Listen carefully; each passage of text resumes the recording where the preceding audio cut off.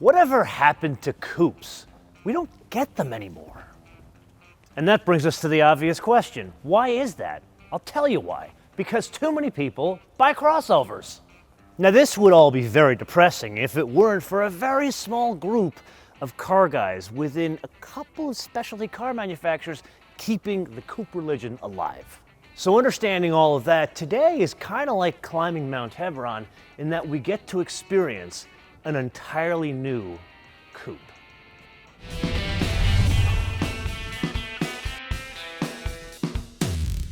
Okay, so a new coupe is always good, but what new coupe is this? One look at it, you can easily tell it's an AMG, but this, the CLE 53. Now, we saw the CLE coupe a couple of months ago, and that is technically an E-Class, but really based on the C-Class, so it's like a tweener in size.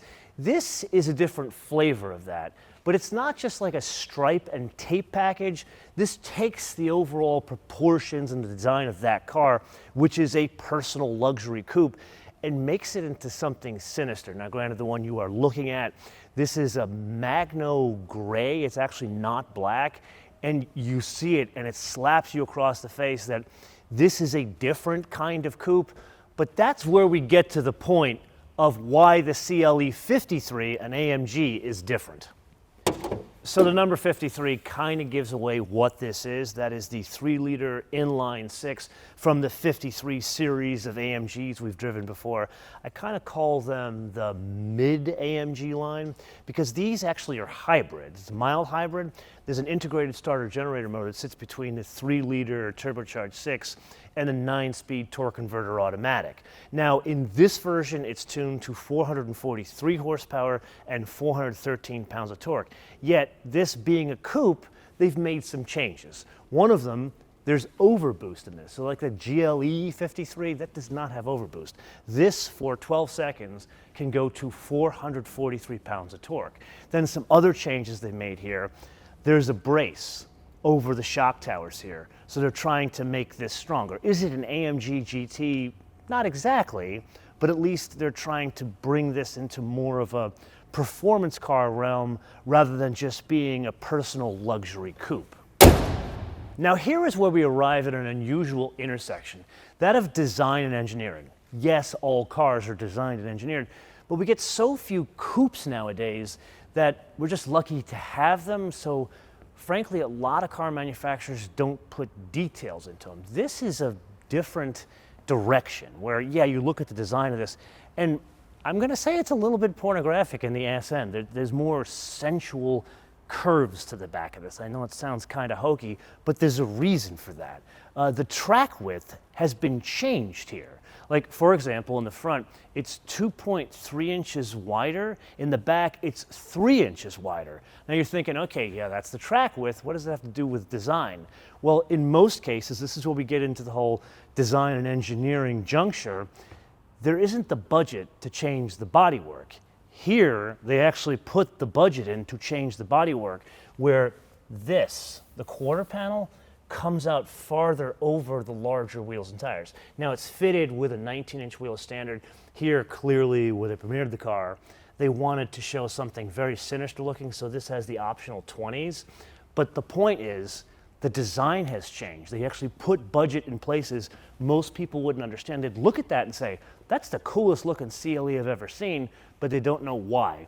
Then a nice little touch here, it has an air vent, like a hood scoop. Now you look at this and you think, yeah, 60s muscle car, but in the wrong direction. However, that, it's not just for show. That is a functional air scoop. Inside, you can clearly see the C-Class bones because the dashboard's been pilfered directly from a C-Class, which itself, the design theme came from the S-Class with 2 screens here and the way they run it into the console. But there are a couple of changes here. Clearly there's some AMG influence, the steering wheel being one of them. They have the different pods to control the different mapping for the engine, the throttle, the suspension, all that kind of stuff. Then this car has very cool sport seats. They are not fitted as standard. These are optional. What comes as standard is like a serial production Mercedes-Benz coupe seat. Then this one, they've adjusted the UX a little bit here. I don't think it's specific to the CL53. Like for example, the screen. All of the icons look like they come from an iPhone or an Android device, but most importantly still has AMG performance, so I get information on engine speed, power, that kind of stuff. But here they've changed the animation for the IWC watch, where it shows the innards of the watch. But this, even for non-watch people, this is a very cool party trick. Now the thing we have to focus on is, does it feel like a coupe on the inside? And they're very much so, but why is that? And here it really is a function of the glass sunroof. It opens the car, it makes it feel more airy. I would argue the color of the interior, the black, is probably the wrong choice because it's just too dark. My thinking was all the detail that they've added to this, because this car has detail besides some of the stuff I pointed out, like for example the contrast stitch or the carbon fiber dash. To see that, you would want something that has a different contrasting interior. Other than that, fantastic place to be. Okay, now we have to get to the AMG part of this whole coupe. And this is where we see more changes.